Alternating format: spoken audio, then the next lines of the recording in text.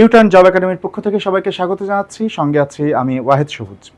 আমাদের আজকের ক্লাসে আমরা বঙ্কিমচন্দ্র চট্টোপাধ্যায়ের উপন্যাসসমূহের নাম মনে রাখার টেকনিক শিখব এবং খুব সহজে মাত্র একটা স্টোরি দিয়ে আমরা বঙ্কিমচন্দ্রের সবগুলো উপন্যাসের নাম মনে রাখার টেকনিক শিখব আজকের ক্লাসে। দেখেন, আমরা এখানে একটা স্টোরি লিখেছি, স্টোরিটা একটু বুঝিয়ে দিই আগে।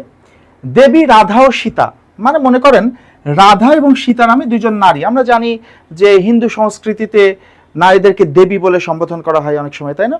তো সে কারণে বলছে দেবী রাধা ও সীতা কৃষ্ণকান্তের সাথে চন্দ্রশোভিত রজনীতে, চন্দ্রশোভিত রজনী মানে হচ্ছে সহজ কথায় জ্যোৎস্না রাতে, চন্দ্রশোভিত রজনীতে দুর্গের কাছে গিয়ে যুগলবন্দী হয়ে বিষ পান করলো।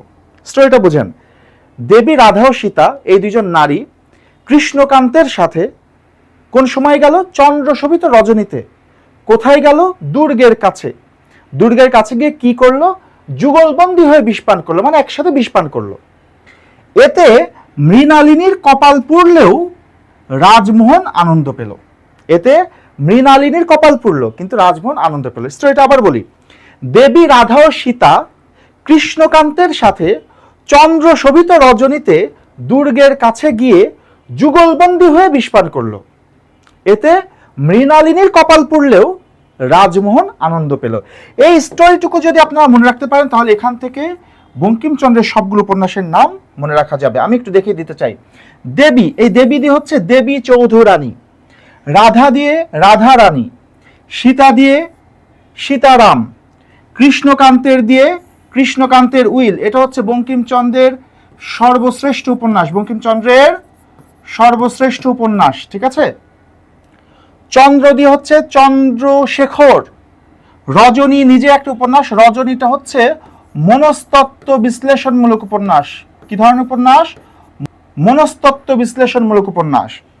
দুর্গ দিয়ে হচ্ছে দুর্গেশ নন্দিনী। দুর্গেশ নন্দিনী হচ্ছে বাংলা সাহিত্যের প্রথম সার্থক উপন্যাস, বাংলা সাহিত্যের প্রথম সার্থক উপন্যাস দুর্গেশ নন্দিনী।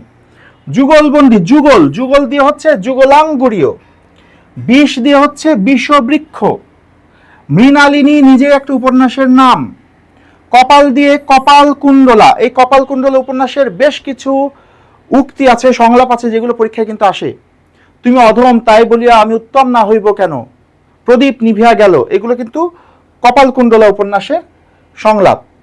রাজমোহন, রাজমোহন দিয়ে হচ্ছে প্রথম কথা হচ্ছে রাজমোহন দিয়ে রাজমোহনস ওয়াইফ, রাজমোহনস ওয়াইফ। এটা হচ্ছে বঙ্কিমচন্দ্রের প্রথম উপন্যাস, বঙ্কিমচন্দ্রের প্রথম উপন্যাস এবং প্রথম ইংরেজি উপন্যাস, রাজমোহনস ওয়াইফ। আর এই রাজ দিয়ে আরেকটা আছে, সেটা হচ্ছে রাজসিংহ। রাজসিংহ হচ্ছে বঙ্কিমচন্দ্রের খাঁটি ঐতিহাসিক উপন্যাস। কিরকম উপন্যাস? খাঁটি ঐতিহাসিক উপন্যাস হচ্ছে রাজসিংহ। আর আনন্দ দিয়ে হচ্ছে আনন্দমঠ। এই আনন্দমঠ উপন্যাসের মধ্যেই কিন্তু দেশাত্মবোধক গান, ভারতীয় দেশাত্মবোধক গান, যেটা বন্দে মাতরম, যেটা লিখেছিলেন বঙ্কিমচন্দ্র, ওই বন্দে মাতরম গানটা কিন্তু আনন্দমঠ উপন্যাসের মধ্যেই সংযোজিত ছিল। তাহলে আমি আরো একবার বলে দিচ্ছি। দেবী চৌধুরানী, রাধা রানী, সীতারাম, কৃষ্ণকান্তের উইল বঙ্কিমের সর্বশ্রেষ্ঠ উপন্যাস। চন্দ্রশেখর, রজনী এটা মনস্তত্ত্ব বিশ্লেষণমূলক উপন্যাস। দুর্গেশ নন্দিনী এটা প্রথম সার্থক উপন্যাস এবং বঙ্কিমচন্দ্রের প্রথম বাংলা উপন্যাস, ঠিক আছে? বাংলা সাহিত্যের প্রথম সার্থক উপন্যাস এবং বঙ্কিমচন্দ্রের নিজের প্রথম বাংলা উপন্যাস হচ্ছে দুর্গেশ নন্দিনী।